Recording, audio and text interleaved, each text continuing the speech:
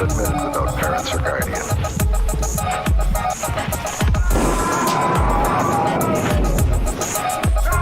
Under 17 not admitted without parents or guardians.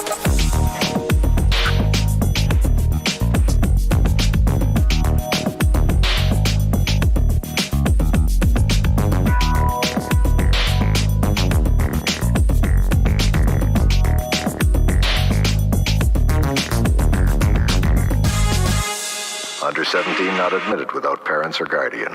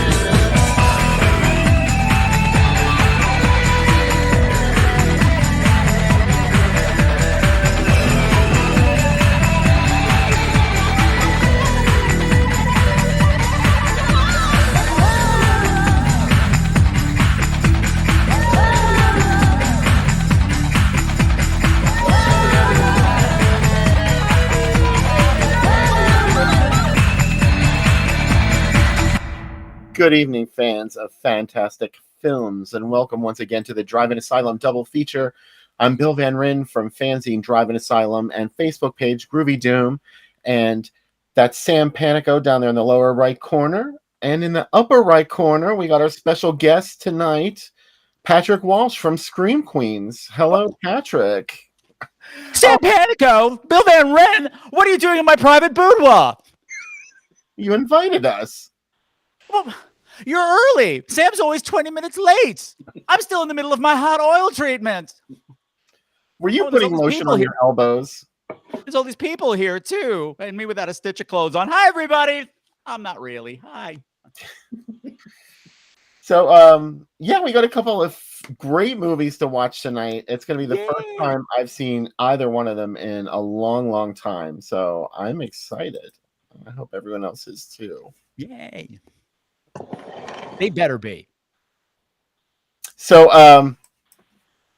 how's everybody doing? Welcome everyone in chat. We remind you to click like, and if you really like us, share, and that'll help bring other people. Cher is here? She was, but well, she left. She's a flighty dame. She got a call from the Jack LaLanne studio, and she had to go. They want that rib back or whatever. I don't know. I got nothing. Sam, did I turn your microphone back on? I think so. Oh, I could have sworn I saw you try and talk and I didn't hear you. No, just letting it breathe. Hi, everybody. So I noticed. By the way, Sam, I'm so excited to be able to talk to you again. Hi. It's been weeks. Yes. Hello. No, because I made a vow. Everyone in the chat who doesn't understand this, I made a vow that I'm not going to talk to Sam Panico until this episode airs, because every time I talk to Sam Panico on Facebook, I get banned. You're not the only one either. He's a bad influence, and I like it. Somebody else almost got banned this week. That might be in the chat. So they're the worst in people. I do. It's bad. Tisk. I'm surprised I have never gotten banned. I still have not gotten banned, and I know that I've said some triggering things, but you know, like those phrases that can be taken two ways. And a lot of times on Groovy Doom, I've posted ads for movies like Love Camp 7, and you know, that's how I lost my old page, because I had an ad for one of the many. You may notice I always say area exploitation in posts now, where movies about German armies. I never use that 4-letter word that's triggering to the bots. Yeah. Yeah. See, I think we need to team up, Sam, and take him out. We need to get him arrested. We need to get Bill arrested. Everybody's doing it, Bill. Everybody's been to Facebook jail except you. Please. All the cool kids are doing it. What are you, chicken? I was in Instagram jail this week, so I understand it. It's a lot nicer though. It's just all people dressing up. Once Bill goes to Facebook jail, we can let him have one of our satin jackets and join our club. Oh, the sisters? The sisters. I've heard about you. I don't think I'm cool enough for the sisters, but if there's like a stunt that you want me to pull to try and get in the club, just let me know. Okay, we'll think of something. You're gonna have to steal something from a morgue. I mean, I'm gonna have to spend the night in a mausoleum. Perhaps. We don't want to spoil the movie, but yeah, maybe. You bring the Demerol, he'll bring the reanimated corpses. And don't forget your compact. Spoiler alert. Okay. See, Mike Justice claims that I had something to do with this. I had nothing to do with him getting. Even I was somewhat offended by what he said, but not really. Yeah, even Mike admitted what he said was reporting Mike Justice. No. Please don't report Mike Justice. No, I would never. That hot piece of snatch? Never. My favorite thing that he got in trouble is your comments will be moved on in groups so that people can't see them. Oh. How dare you, sir? That's okay. I'm used to it down in the dungeon. Yeah. So this first movie tonight is about sisterhood gone wrong. It's also about vampires, sort of. Psychic vampires, sure. It's got everything. It's got, initiations. It's got mean girls. It's got Demerol. It's got psychics. It's got live psychics. It's got dead psychics. It's got reanimated corpses. It's got bizarre word choices. It's got girls who can't jump out from a height of more than 12 inches without breaking an ankle. It's great stuff. It's good stuff. A Russian bad guy too. So it's very. Oh, and of course, and most importantly, an exposition albino. I don't remember the albino. He's my favorite part. He's my favorite part. He's part of what makes this movie super gay. I saw this movie when it came out in our area anyway. As you'll see in the ad gallery, it had a very troubled release. But when it came out in my hometown, I saw it opening weekend. And it was one of those things where it's a PG rated film. Mm-hmm. And the theater was jam-packed with kids. And the very first credit that came up, everybody screamed. Jokingly. So it was that kind of audience. And it was a great time. It was the exact same thing. It was like I went to a Sunday matinee with my friend Maureen Slevin. All of my screamers that are out there. Hi, screamers. I see you out there. I see Tara and I see Toppy Smelly and I see a couple others.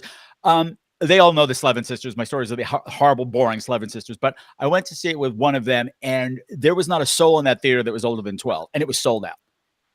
And people were running up and down the aisles and like just being jerks the whole movie until the last 15 minutes. This movie's funny because nothing happens for like an hour and 10 minutes, and then everything goes bananas in the end, and kids were traumatized. There were so many crying kids being hauled out of that theater. It made me happy. Even at that tender age of 11 or whatever I was. Nothing happens for the first hour and 10 minutes is a Bill Van Ryn favorite. I mean, in theory, nothing happens, but you're getting buckets full of camp. I mean, nothing scary happens. There's two movies that don't go together. One's really boring, but it has Adam West, but the other one is an absolute delight. Yeah, I do like the parts before hell starts a popping. It's kind of Mean Girls. That was a pretty good call. Well, one of the things I find fascinating about it, which you'll see, is that Tom McLaughlin, the director and screenwriter, he created this world of teenagers where nobody's human. Like nobody acts like teenagers, like actual teenagers, or dresses like actual teenagers, but it all works. For some reason, they're in their own universe, and I want to go hang out there. Because it's weird. It's a PG movie, but these kids are drinking, they're doing drugs, they're sneaking drugs on others, they're roofing other people, they're having sex, we're getting side boob, all kinds of stuff, but nobody says anything approaching a 4-letter word, And like the worst thing that could possibly happen was everyone thinking that you were weird and chicken. They kept it very PG, which is Very PG, very happy days, except for like the drugs and the sex and the side boob. It's kind of got it's got a loose connection to Poltergeist, at least thematically, especially with the ending of the film that we were talking about. But it actually came up it was conceived before Poltergeist, and it was supposed to be in theaters long before Poltergeist, but it got kind of like tied down in red tape for a while, and there was an aborted opening in mid 1982, like in the summer of 1982, and then I don't know. Now, we were talking before we went live. This movie actually has 2 endings, and we'll talk about that after we watch it. But I was wondering if maybe that initial release that came out in mid 1982 had the alternate ending. Do either of you know if that's true? I don't know. I do know that the producers were Mormons. I do know that much, and that they fast tracked it into production after them trying to get the movie out for years. You know what? That makes the language make a lot more sense. Yeah, there's no soaking in this movie now, though, which is my favorite Mormon thing. Do you know what soaking is? No, what's soaking? Mormons aren't allowed to have premarital sex, but they're allowed to lay on top of each other and have their genitals touch, and then they're allowed to have multiple people jump on the bed so that sex can almost happen, which is way kinkier than actual sex, but it's called soaking. And it takes a village. Yeah. Wow. Men and women in schools will volunteer to be soak helpers. What? As long as you help them soak somebody else later. This is 100% true. I did not make this up. And wow. Yeah. Wow. And I thought the weird underpants was the strange part of Mormonism. Okay. Wow. Temple Mormons is very strange. Yeah. It takes religion to come up with something that weird. Yeah, it is. But that's fine. It seems like it's a rule workaround too. Doesn't it seem like 5 people jumping up and down on the bed while you're trying to fuck seems a little stranger than just a hand job? I don't know, but I'm not Mormon. You know, that's all I know. You're soaking in it. You're soaking in it. Mormons love palm olive.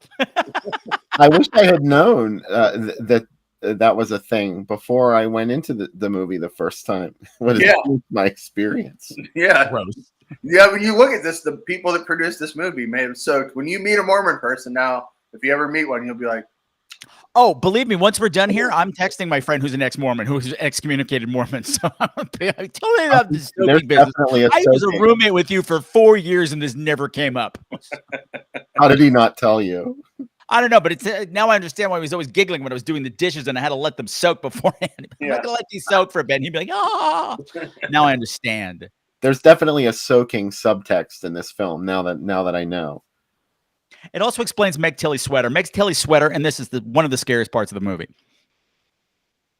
Oh, and by the way, everybody, she has this blue sweater on. That's like almost like a shield, but it's scalloped. I don't understand it, but this is Meg Tilly's first movie. Future Academy Award nominee Meg Tilly. She's not good. Oh, I kind of like her. No, she's charming in her own right. She's bonkers. She's doing the Meg Tilly thing. It just doesn't really work for this role. And for the second half of the movie, she doesn't have much to do but just wander around, exploring this mausoleum thing. Also, everybody out there who has not seen this before, you need to be aware this is a movie that's wall-to-wall 80s camel toe. It's true. Deep denim. When you can see it through denim, that's some serious camel toe. So everybody got it, even the boys. So we have to put this trigger warning out there before we tell you to watch One Dark Night. I can't believe I sent my 11-year-old child to that movie theater. If I hadn't known there was camel toe in it. He's never been the same. Does it have more camel toe? He came back a homosexual. The apple may have more camel toe than this movie, but it's very close. Okay, I'm not spoiling anything, but this is my favorite. I can't believe I have a favorite camel toe moment in this movie. My favorite camel toe. Elizabeth Daly is one of the girls that's in the Mean Girls Club. They kick her out of the car at one point in the middle of that tunnel in LA that's in every movie. They kick her out. They leave her on the side of the road, and she's just walking away sad with the sad Hulk music playing. She can't be in the club anymore. Her camel toe is so deep in the front, and then she turns around to walk away, and it was just as deep all the way up the back. I don't know how the girl didn't split in half. It was like all the way up to her belly button and halfway up her back. I don't know how that happened. It is a miracle of the 80s and Mormonism. I know it's the weird underwear that's what's making it happen. It's the temple garments that are making it happen. It shapes the hump properly in the camel toe. It's kind of like its own body modification. Yeah. They were into some kinky shit. Another thing about this movie is it had a lot of hype in Fangoria. I can remember Fangoria and Famous Monsters talked about it, and when it was originally conceived, the title of the film was going to be Rest in Peace. Mm-hmm. And obviously it got changed to One Dark Night, which I don't think either of those is really that great of a title. But it is my favorite Phil Collins song, though. One dark night, give me just one dark night with Raymar. Because I can't live forever. Phil Collins looks bad. Have you seen him? I have not seen him. Oh, one thing which is fun. If you want to play a drinking game, drink every time Adam West says Raymar. Because he's not Batman the whole movie until he says the word Raymar, and then he turns back. He goes full Adam West every time he says it. So drink. Adam West in the early 80s is in some great movies. He's in this and Young Lady Charitably 2. And Electric Boogaloo. And The Happy Hooker Goes to Hollywood. And he has literal Adam West, Austin Powers nudity in that movie where everybody's everything like cuts off the parts of Adam West you may want to see. It's like someone passes him a picture and it goes right across. Well, according to the Robin's biography, the guy who played Robin, that biography that he had, Adam West wasn't packing nothing. There wasn't nothing there. They did orgies in costume. Isn't that like one of the things they talk about in that? Yes, they sure did. Did. Adam West denied all of that, and now I understand why. I didn't know that Bert claimed that Adam had a small member. Well, okay. What he said was, he didn't quite say that. What he said was there were problems with the censors board with Robin's costume because he had to spend hours in wardrobe trying to get him to not show. Like trying to tie everything down so they're not showing. Whereas the other they were trying to flip him up so he didn't look like he had a vagina. We didn't look like E.G. Daily in this movie. Clap, man. You know what Burt Ward does? Burt Ward has a line of dog food that he sells in Walmart, and it is insane. Where it's like it's like those Dr. Bronner soaps that have like all the weird verses all over them. Yeah. Yeah, but it's like all about how he's kept his dog alive for 30 years through this dog food. So look for it. We've already got the comment of the evening right here from Leanne on.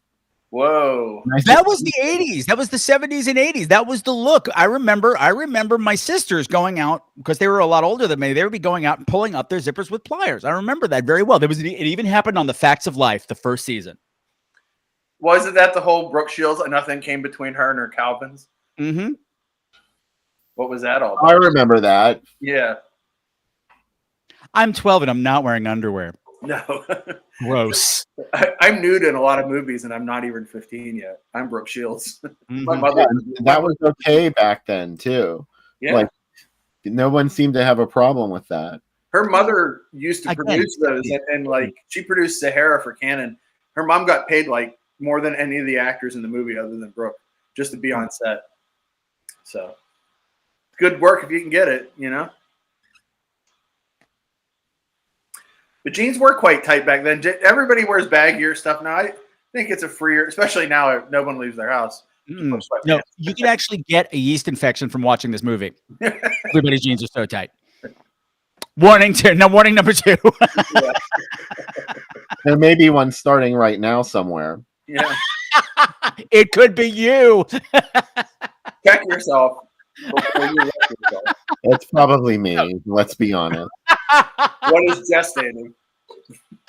Bill's bacon bread. I'm really into mirroring. All of my flaws, I project them onto other people, and all of my problems. So someone else is getting a yeast infection, not me. You get a sympathetic yeast infection. That's Bill's psychic power. Like Raymar in this movie, Bill projects. If you get upset, he gives you a yeast infection. Hold on to your compacts because you're going to need them. You're going to need them. Once I really start letting lightning come out of my eyes, you'll have to stop me somehow. Yeah. So should we do the beverage first, Sam, or should we do the ad gallery? Let me go in the other room. Paul Workmeister, there should not be a sentence that includes Dana Plato, Valerie Bertinelli, and Joyce DeWitt in the same sentence. That's just so much 70s all at the same time. That is a little overwhelming. That is a lot. That's a lot of 70s. That's a lot of 70s tragedy happening right there. Can you guess which one of those is my favorite, Bill? Joyce DeWitt. 100%. Yeah, it was really easy. Yeah. Mm-hmm. I loved her legs commercials. Yes. She was always very pissy to Jack, which I, of course, found endearing. So. Mm-hmm. She was the one that went unnoticed of all the, that cast. So that she was the hugest whore.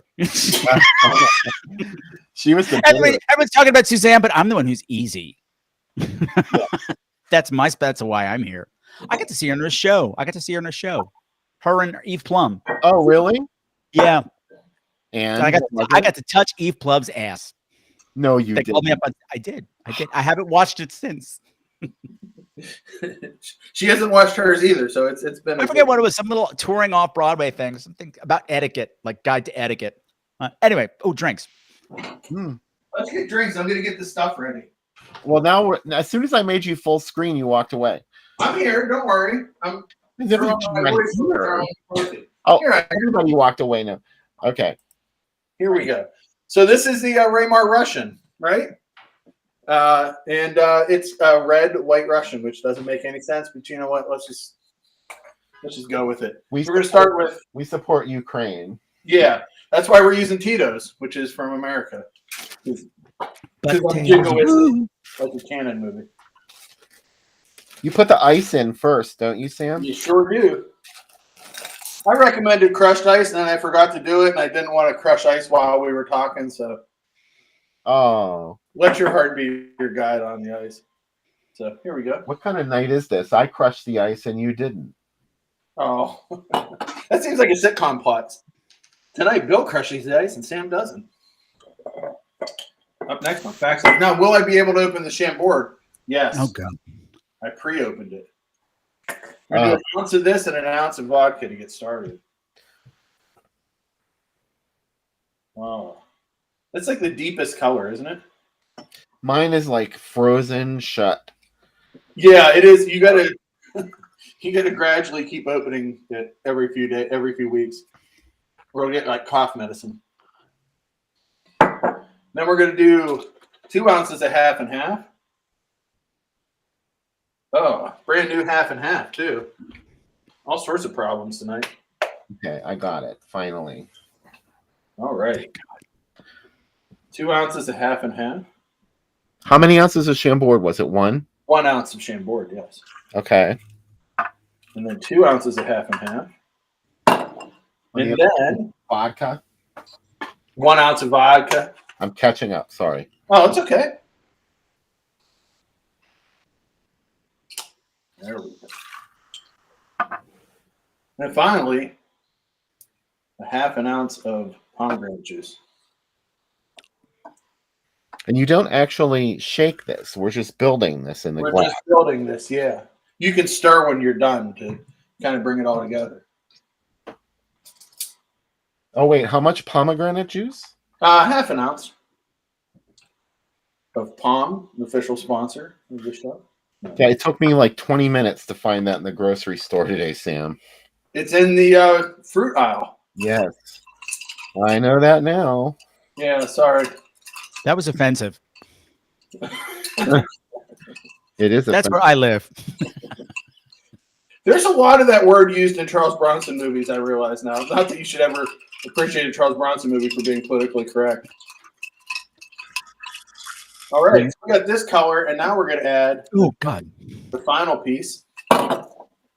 which is going to be the grenadine, and then we'll be done. And can I get that open? That's the real. Have we finally stumped you, Sam? No, my strength. Oh man! I feel like manly man. No, I should have had the sound effect. There we go. There we go. And we're in. Let's give that one last stir and enjoy. That's how you make the One Dark Night Camel Toe Russian.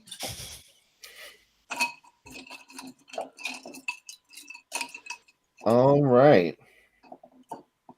Mine is all ready. Yeah, Patrick, did you make one too? No. I'm making the other one. I had to pick between one because I'm not made of money and the liquor stores are crazy expensive right now. Yeah. I totally understand. Sam is demanding.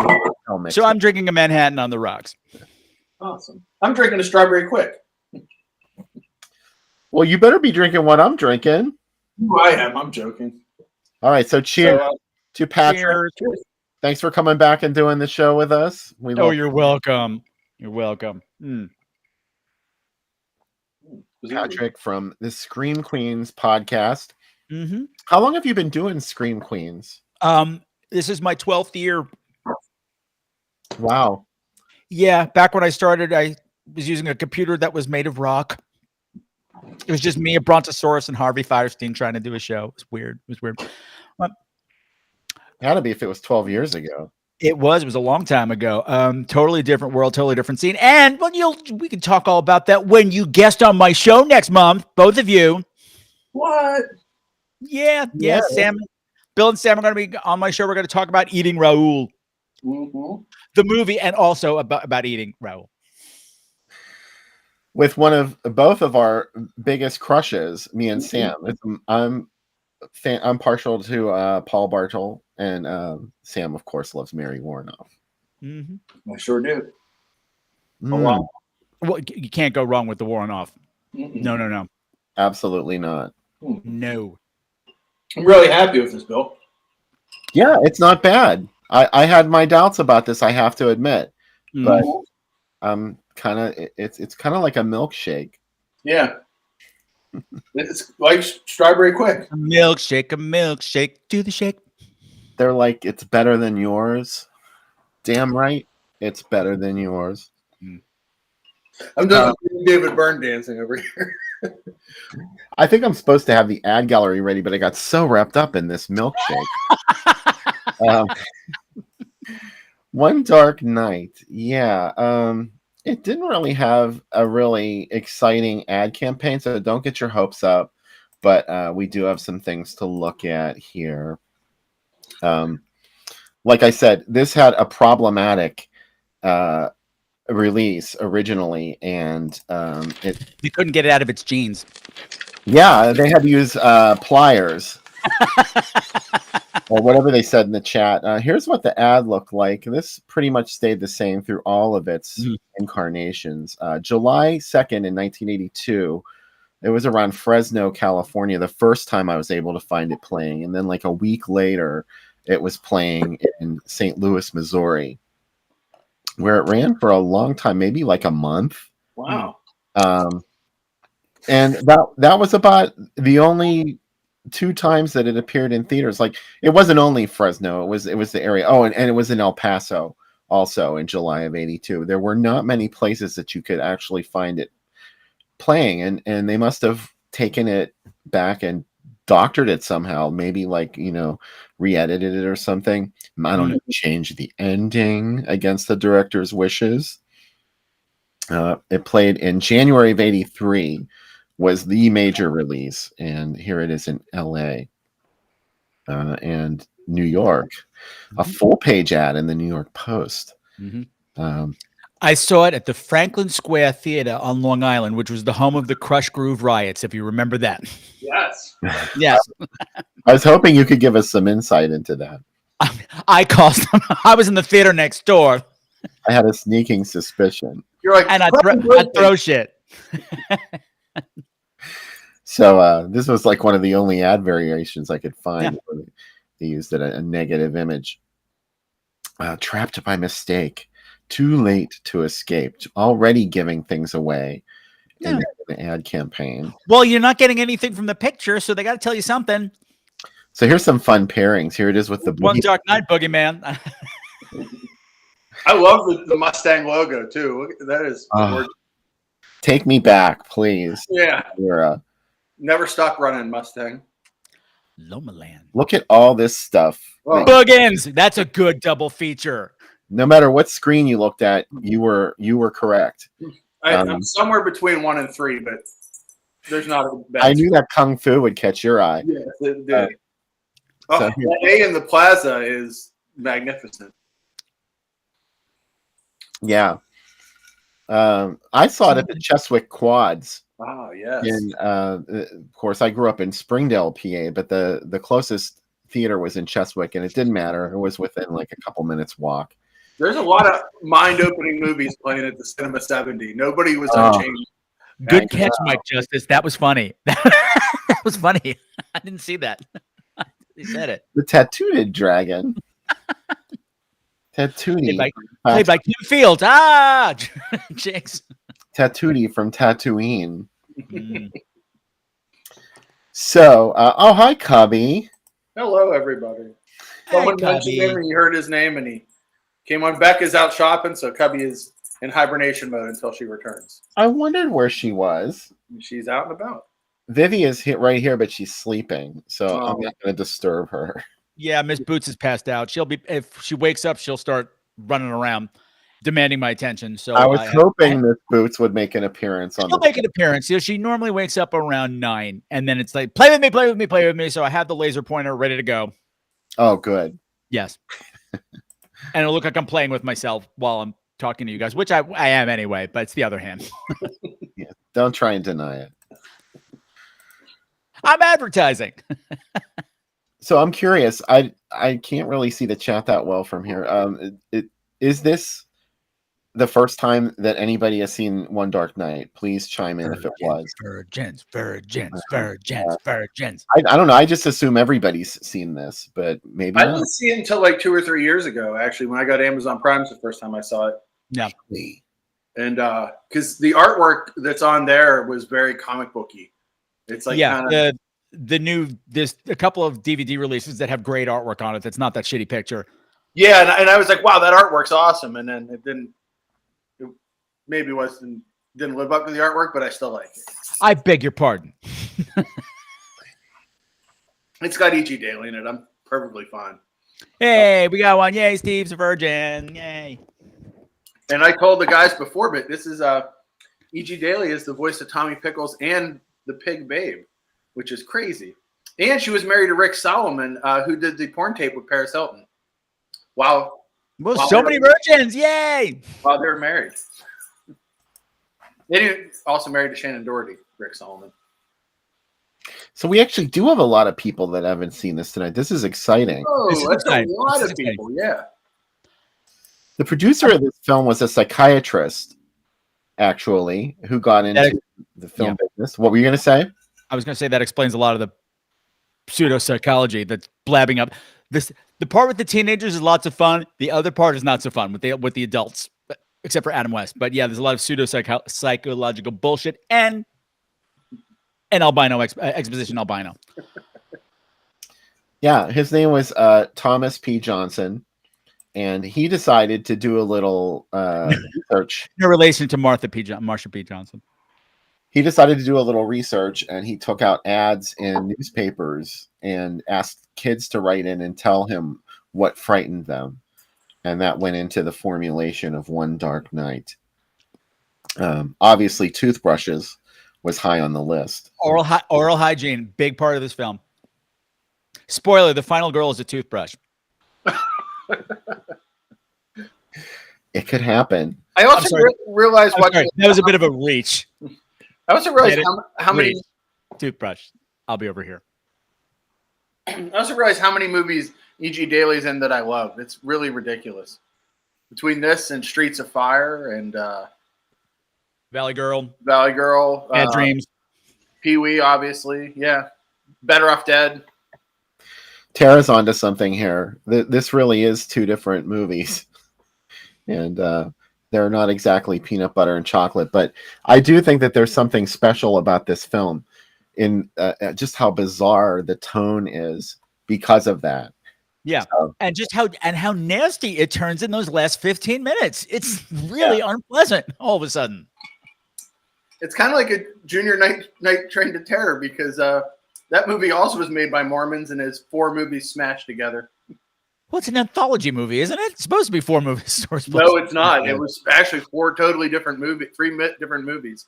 And yeah, not meant to be an anthology at all. Mike Justice and I can regale you for literally hours about that movie. Please tell us more about the Choo Choo film. Yeah. Uncle Sam, please. Tell me more about Ferdy Mayne and all the movies he made that you've watched. Way too many. But I'm excited to watch this again. I'm going to kind of come in with that mindset that this was different people had different visions. When is that vision on screen? When is the other vision on screen? How comfortable was it to wear these pants? Not at all. I'm wearing. They were the only kind of pants that existed back then. Yeah. That was it. That was it. And if you were gay, you also had it was the exact same thing. They were way too tight, but you also had to spend like 3 hours with a what do you call it? Like a filing down your crotch to get shadow and contours that shows off your penis. So they didn't do that with their camel toes, or maybe they did for this movie. I don't know. I don't know how Hollywood works. I'm going to stop talking now. I have permanent burn from doing that in the 80s. The only 70s pants I remember having is there's pictures of me as a child wearing hee-haw overalls, which is a fashion choice. I never got any better than that. So that was really it. After that, fashion went out. Okay. Patrick, you had a very special photo that you wanted to share, but do you want to do it now or after when we come back? That is for the other movie. Oh, right. Okay. It's not for One Dark Night. So nix that. For those who want to watch the movie with a crowd, I do have my little watch party that I do on Sunday nights anyway. That room is all set up. So my screamers that are out there, we're going to go watch it over there. You're more than welcome to come watch it with us. Yeah. The address is okay. ScreamQueenz.com/drive-in. Give me like 5 minutes to get over there. We can watch it over there. I can put that up on the crawler, ScreamQueenz.com/drive-in. Yes. Okay. It works best in Chrome. You won't have sound if you don't use Chrome. So you can go watch that with Patrick and the ScreamQueenz gang. Or Eldon asked earlier, where was the link? It's I always post the link on Groovy Doom half an hour before we go live. So if you go back to the Groovy Doom, I can't get in the chat. I mean, I have the link up for Tubi because I'm going to be streaming it anyway, but I can't get over there. Yeah. Sorry. But it's on Tubi.tv. Yeah, but you'll watch commercials on there. I posted it on YouTube. Oh, okay. The link is on YouTube. Okay. The whole and it's HD. So I was like, why not?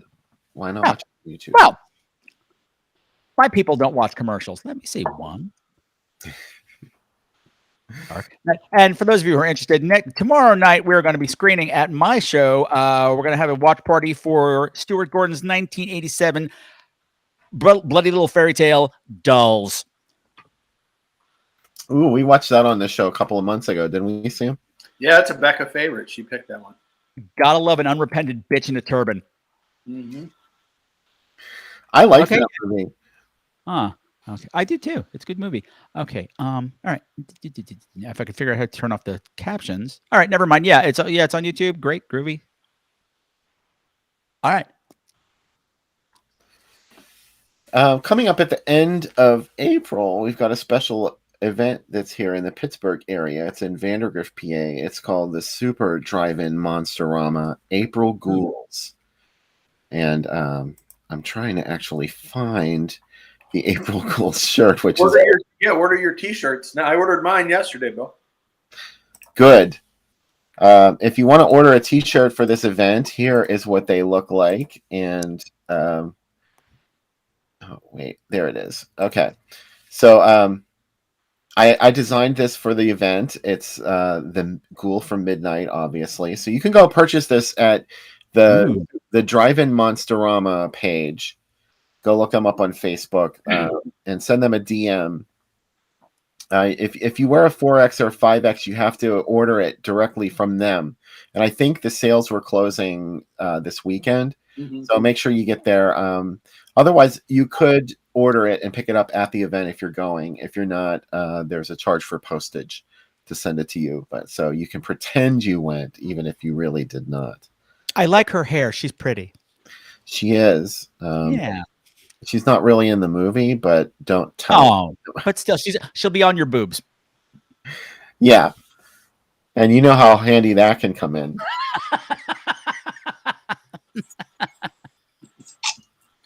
So, what else before we reel the countdown to our first feature tonight? One Dark. I got nothing. I'll say that the director of this movie made my favorite Friday the 13th movie. Yes, he did. Yes, he did. Which is 6. Part 6. Jason Lives. That's my favorite one because it does not take it seriously at all. And that's my problem.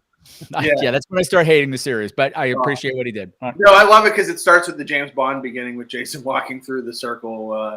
I have a poster of that downstairs. Don't get me started. We're gonna go watch a movie. I love it because I just think it's ridiculous. So, I gave him an out. It's okay. Damn you, Sam. I love Roby. Let's not fight. Oh. So, Roby brings the world together. Yep. Go look up the link on Groovy Doom, or just go to YouTube and enter One Dark Night. You will see it there. If you're new to the show, we don't actually broadcast the movie in this environment for legal purposes. Just go watch it. Well, we're going to give you, an extra 5 minutes to do whatever before we come back on live after the movie, and we'll have lots more to talk about One Dark Night, and we'll set up our second movie of the night on the Drive-In Asylum double feature. Au revoir, Peely. Au revoir, Simone.